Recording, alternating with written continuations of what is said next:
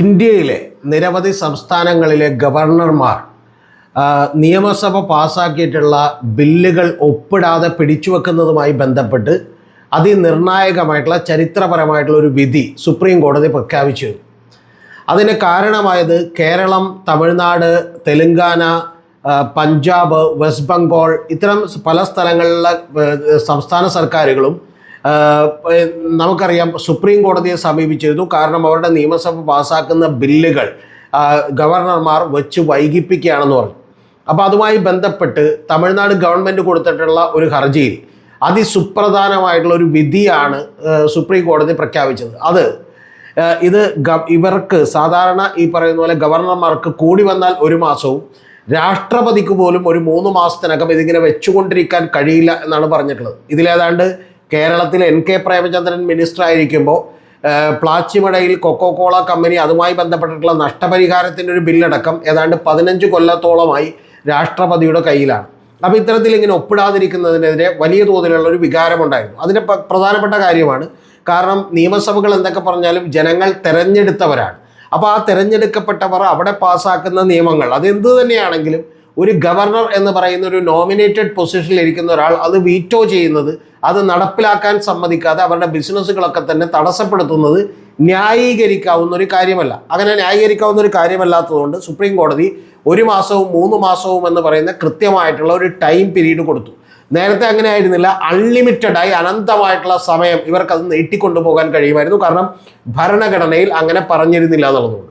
അപ്പോൾ ആ വിധി വന്നതിന് ശേഷം ചില മുറുമുറുപ്പുകളൊക്കെ ഗവർണർമാരുടെ ഭാഗത്ത് നിന്നുണ്ടായി. അതിലേറ്റവും പ്രധാനപ്പെട്ട ഒന്ന്, രാജേന്ദ്ര വിശ്വനാഥ് ആർലേക്കർ എന്ന് പറയുന്ന കേരളത്തിൻ്റെ ഗവർണർ, അദ്ദേഹം തന്നെ വളരെ കൃത്യമായി ഒരു ഇംഗ്ലീഷ് ദിനപത്രത്തിന് കൊടുത്തിട്ടുള്ള ഒരു ഇൻ്റർവ്യൂവിൽ അദ്ദേഹം പറഞ്ഞത് ഇത് ഓവറായിട്ടുള്ള ഒരു പവറുകൾ യൂസ് ചെയ്യുകയാണ് എന്നുള്ളത് പറഞ്ഞിരുന്നു. അതായത് സുപ്രീം കോടതി അതിൻ്റെ അധികാര പരിധി ലംഘിച്ചുകൊണ്ട് അത് ചില ഇടപെടലുകൾ നടത്തുകയാണ് എന്നുള്ളത് പറഞ്ഞിരുന്നു.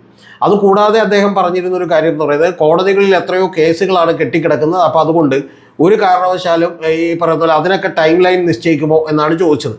അപ്പോൾ ഇതിന് ശേഷം നമുക്കറിയാം ഇപ്പോൾ ഏറ്റവും ഒടുവിൽ നമ്മുടെ ഇന്ത്യയുടെ ഉപരാഷ്ട്രപതിയായിട്ടുള്ള ജഗദീപ് ധൻഖർ, അദ്ദേഹം വളരെ കുപ്രസിദ്ധി ആർജിച്ച ആളാണ്. വെസ്റ്റ് ബംഗാളിൽ ഗവർണർ ആയിരുന്നപ്പോൾ മമതാ ബാനർജിയുമായി നിരവധി തവണ ഏറ്റുമുട്ടലുകൾ ഉണ്ടായിട്ടുള്ള ഒരാളാണ്. അപ്പോൾ അദ്ദേഹം അവിടെ ഈ ഏറ്റുമുട്ടലുണ്ടായി എന്ന് മാത്രമല്ല അവിടുത്തെ നല്ല പ്രതിപക്ഷ നേതാവ് അദ്ദേഹമാണെന്ന് മമതാ ബാനർജി പറഞ്ഞിട്ടുണ്ട്. പിന്നെ ഏറ്റവും വലിയ രസകരമായ കാര്യം എന്ന് പറഞ്ഞാൽ ട്വിറ്ററിൽ ഈവൻ മമതാ ബാനർജി ഈ ധൻഖറിനെയൊക്കെ ബ്ലോക്ക് ചെയ്യുന്ന അവസ്ഥ പോലും ഉണ്ടായി. കാരണം എല്ലാ ദിവസവും രാവിലെ എഴുന്നേറ്റ് അദ്ദേഹം പലതരത്തിലുള്ള കമൻറ്റുകൾ ഇടുകയും അതിൽ കൃത്യമായി ഈ മമതാ ബാനർജിയെ ടാഗ് ചെയ്യുകയും ഒക്കെ ചെയ്തിരുന്നു. അപ്പോൾ അതൊക്കെ യഥാർത്ഥത്തിൽ അവിടുത്തെ സുവേന്ദു അധികാരി എന്ന് പറഞ്ഞ പ്രതിപക്ഷ നേതാവൊക്കെ ചെയ്യേണ്ടതാണ്. പക്ഷേ അത്തരത്തിലുള്ള പ്രവർത്തനങ്ങളൊക്കെ നടത്തിയിട്ടുള്ള ഒരാളാണ് ജഗദീപ് ധൻഖർ. അദ്ദേഹവും ഇപ്പോൾ ഏറ്റവും പ്രധാനപ്പെട്ട ഒരു കാര്യം, അദ്ദേഹം ഉപരാഷ്ട്രപതിയാണ് എന്നുള്ളതാണ്. സാധാരണ ഗവർണർമാർ പറഞ്ഞ പോലെയല്ല, RN രവിയോ അല്ലെങ്കിൽ രാജേന്ദ്ര ആർലേക്കറോ പോലെയുള്ള ഒരാളല്ല. അപ്പോൾ അദ്ദേഹം വളരെ കൃത്യമായി ചില അതിനിശ്ചിതമായിട്ടുള്ള വിമർശനങ്ങൾ സുപ്രീം കോടതിക്കെതിരെ നടത്തിയിരിക്കുന്നു. അപ്പോൾ ഇതിൽ നമുക്ക് പരിശോധിക്കാനുള്ളത് അദ്ദേഹം പറഞ്ഞത് എത്രത്തോളം സത്യസന്ധമാണ്, ന്യായമാണ് എന്നുള്ളത് നമുക്ക് പരിശോധിക്കാം.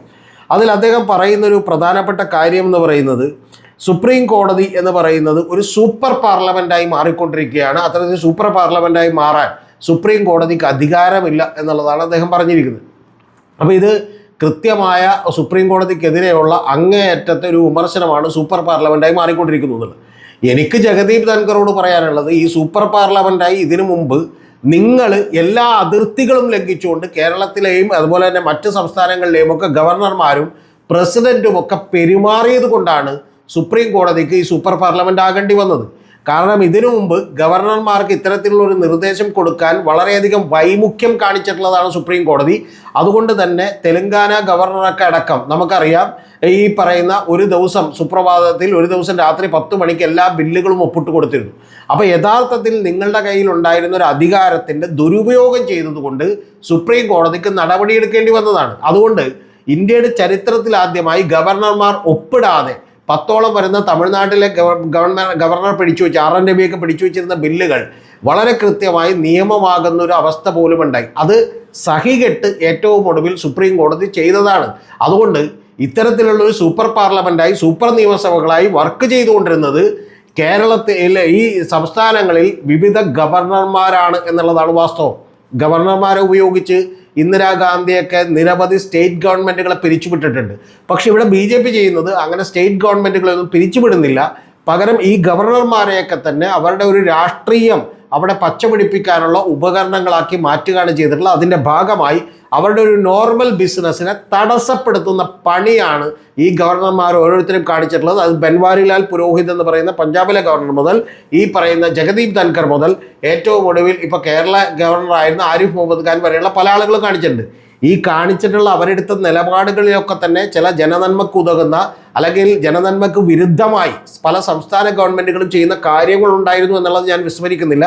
അതുകൊണ്ട് ചാൻസലർ എന്നുള്ള നിലക്ക് ആരിഫ് മുഹമ്മദ് ഖാനൊക്കെ എടുത്തിട്ടുള്ള പല നിലപാടുകളെയും ഞാൻ പിന്തുണച്ചിട്ടുള്ളതാണ്.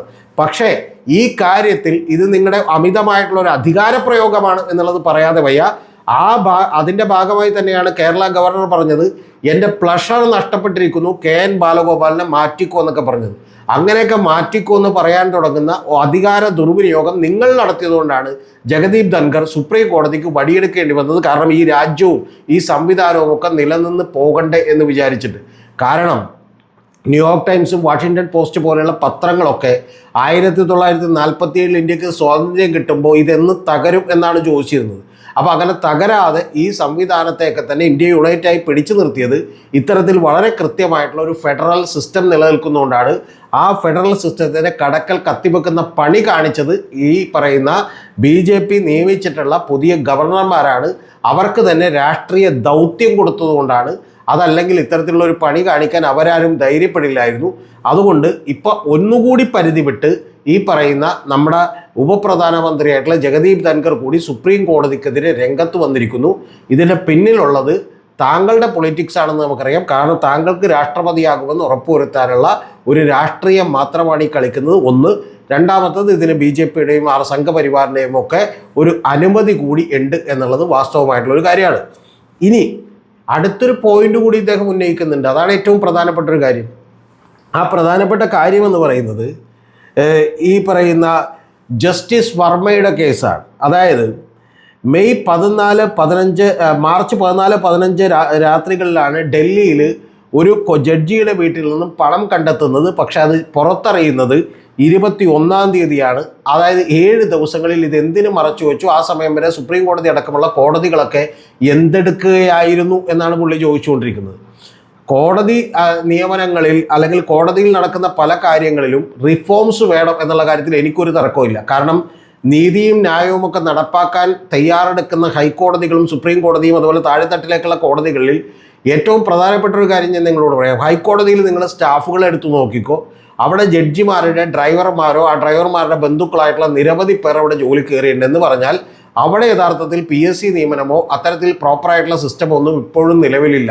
അപ്പോൾ അത്തരത്തിലുള്ള ആളുകളാണ് പിന്നീട് ഇരുന്ന് PSC നിയമനം നടത്തണമെന്നും ഗവൺമെൻറ്റിനോട് റാങ്ക് ലിസ്റ്റുകൾ നടപ്പാക്കണമെന്നും ഒക്കെ ആവശ്യപ്പെടുന്നത്. അപ്പോൾ അത്തരത്തിലുള്ള നിരവധി കാര്യങ്ങളിൽ കോടതികളിൽ വലിയ തോതിലുള്ള പാളിച്ചകളുണ്ട് എന്നുള്ള കാര്യത്തിലൊന്നും ഒരു സംശയമില്ല. പക്ഷേ ജഗദീപ് ധൻഖറിന് ഇത് ചോദിക്കാൻ ഒരു അവകാശമില്ല. അതെന്താണ് നിങ്ങൾക്കറിയാമോ? ജഗദീപ് ധൻഖർ ചോദിക്കുന്നത് ജസ്റ്റിസ് വർമ്മയുടെ കേസാണ്. ആ വർമ്മയുടെ കേസിൽ എന്തുകൊണ്ട് ഇത് മൂടി വെച്ചു എന്നാണ് ചോദിക്കുന്നത്. ജഗദീപ് ധൻഖർ ഇത് ആദ്യം ചോദിക്കേണ്ടത് ആരോടാണെന്നറിയാമോ? ഡൽഹി പോലീസിനോടാണ്, ആഭ്യന്തര മന്ത്രാലയത്തോടാണ്. കാരണം അവിടെ നേരിട്ട് പോലീസിനെ കൈകാര്യം ചെയ്യുന്നത് കേന്ദ്ര ഗവൺമെൻറ്റാണ്. ആ പോലീസുകാർ പോയിട്ടും അതുപോലെ തന്നെ അവിടുത്തെ ഈ പറയുന്ന ഫയർ ആൻഡ് റെസ്ക്യൂ ടീമും ഒക്കെ പോയിട്ടാണ് ഈ പണം കണ്ടെത്തിയത്. അപ്പോൾ അങ്ങനെ 15 കോടി രൂപ ഒരു ജഡ്ജിയുടെ ഔട്ട് ഹൗസിൽ നിന്നും കണ്ടെത്തിയെങ്കിൽ അത് പുറത്തേക്ക് വിടാതിരുന്നത് ആരാണ്? ജഗദീപ് ധൻഖർ. അത് ഒരൊറ്റ ആൾക്കാരാണ്. അത് അവിടുത്തെ ജഡ്ജി പറഞ്ഞാൽ പോലും പുറത്തേക്ക് വിടേണ്ട ഉത്തരവാദിത്തം അവിടുത്തെ പോലീസിനില്ലേ? അവിടുത്തെ ഈ പറയുന്ന പോലെ എൻഫോഴ്സ്മെൻറ്റ് ഡയറക്ടറേറ്റോ CBIക്കോ ഒക്കെ പോയി അന്വേഷിക്കാമായിരുന്നില്ലേ? അപ്പോൾ ഇവർക്കൊക്കെ അന്വേഷിക്കുന്നതിന് എന്താണ് തടസ്സം? ഇനി ഇല്ലെങ്കിൽ തന്നെ ഇത് റിപ്പോർട്ട് ചെയ്തിട്ടുള്ള മുകളിലുള്ള പോലീസ് ഉദ്യോഗസ്ഥന്മാർ അവർ ഗവൺമെൻറ് ആളുകളാണല്ലോ, അവർ കേന്ദ്ര ഗവൺമെൻറ് നേരിട്ട് റിപ്പോർട്ട് ചെയ്ത ആളുകളാണല്ലോ, അവർ പുറത്ത് പറയാതിരുന്നത് എന്താണ്? അപ്പോൾ അതുകൊണ്ട് ഇത് യഥാർത്ഥത്തിൽ ജഗദീപ് ധൻഖർ സ്വന്തം പല്ലിടകുത്തി മണപ്പിക്കുന്ന ഒരു പണിയാണ് ഈ കാണിച്ചിട്ടുള്ളത്. യഥാർത്ഥത്തിൽ ഇത് സുപ്രീം കോടതിയുടെ ചുമലിലേക്ക് വെക്കുകയും നിങ്ങളിത് 7 ദിവസം എന്തിനു ഒളിപ്പിച്ചു വെച്ചു എന്നൊക്കെ ചോദിക്കുന്നത് യാതൊരു അർത്ഥവുമില്ലാത്ത കാര്യമാണ് എന്ന് പറയാതെ വയ്യ. പക്ഷേ ഇത് ഒരു വലിയ അസഹിഷ്ണുതയോടു കൂടി കാര്യമാണെന്ന് ഞാൻ വിചാരിക്കുന്നു. കാരണം ഇലക്ട്രൽ ബോണ്ട് കേസിൽ വളരെ കൃത്യമായി മോദി ഗവൺമെൻറ്റിനെതിരെ വലിയ രീതിയിലുള്ള ഒരു വിധി പ്രഖ്യാപിച്ചപ്പോൾ അത് നടപ്പിലാക്കാൻ കഴിയില്ല എന്ന് പറഞ്ഞ് വിധി പ്രഖ്യാപിച്ചപ്പോൾ നിങ്ങൾ അറിയേണ്ടത് 5 കൊല്ലങ്ങൾ കൊണ്ട് ഏതാണ്ട് കാശൊക്കെ പിരിച്ചെടുത്തിരുന്നു. പക്ഷെ അതിനുശേഷം അത് ഭരണഘടനാ വിരുദ്ധമാണ് എന്ന് പറഞ്ഞ് വിധി പ്രഖ്യാപിച്ചപ്പോൾ നിങ്ങൾ അറിയേണ്ടത് നരേന്ദ്രമോദി നടത്തിയിട്ടുള്ള ഒരു വിമർശനമുണ്ട്. ആ വിമർശനം കുചേലൻ കുറച്ച് അവിൽപ്പൊതിയുമായി കൃഷ്ണന്റെ അടുത്തേക്ക് ചെന്നാൽ അവിൽപ്പൊതി കൈക്കൂലി കൊടുത്തതാണ് എന്ന് പറയുന്ന ഒരു കാലമാണ് എന്ന് പറഞ്ഞത് ഇൻഡയറക്ട്ലി സുപ്രീം കോടതി വിമർശിച്ചതാണെങ്കിൽ തീർച്ചയായിട്ടും ജഗദീപ് ധൻഖറും രാജേന്ദ്ര ആർലേക്കറും ഒക്കെ നേരിട്ട് വിമർശിക്കാൻ അടങ്ങിയിരിക്കുന്നു എന്നുള്ളതാണ് ഇതിൻ്റെ പ്രത്യേകത. ലോകത്തുള്ള എല്ലാ ഭരണകൂടങ്ങൾക്കും തന്നെ അതിൻ്റെ മറ്റ് നിലനിൽക്കുന്ന സംവിധാനങ്ങൾ കൂടി താങ്കളുടെ കീഴിലേക്ക് വരണമെന്ന ആഗ്രഹമുണ്ടാവും. അങ്ങനെ വരാത്ത ഒരു സുപ്രീം കോടതിയും അതുപോലെ കോടതികളുമാണ് ഇന്ത്യയിലുള്ളത് ഒരു പരിധിവരെയെങ്കിലും. അപ്പോൾ അത്തരം കാര്യങ്ങളിൽ വലിയ രീതിയിലുള്ള ചരിത്രപരമായിട്ടുള്ള ഒരു വിധിയാണ് സുപ്രീം കോടതി നടത്തിയിട്ടുള്ളത് എന്നുള്ള കാര്യത്തിൽ ഒരിക്കലും സംശയവുമില്ല. അപ്പോൾ അതുകൊണ്ട് ജഗദീപ് ധൻഖർ താങ്കൾ പറഞ്ഞത് തെറ്റാണ്. ചോദ്യങ്ങൾ ഉന്നയിക്കുന്നത് കേന്ദ്ര ഗവൺമെൻറ്റുകളോടാണ്.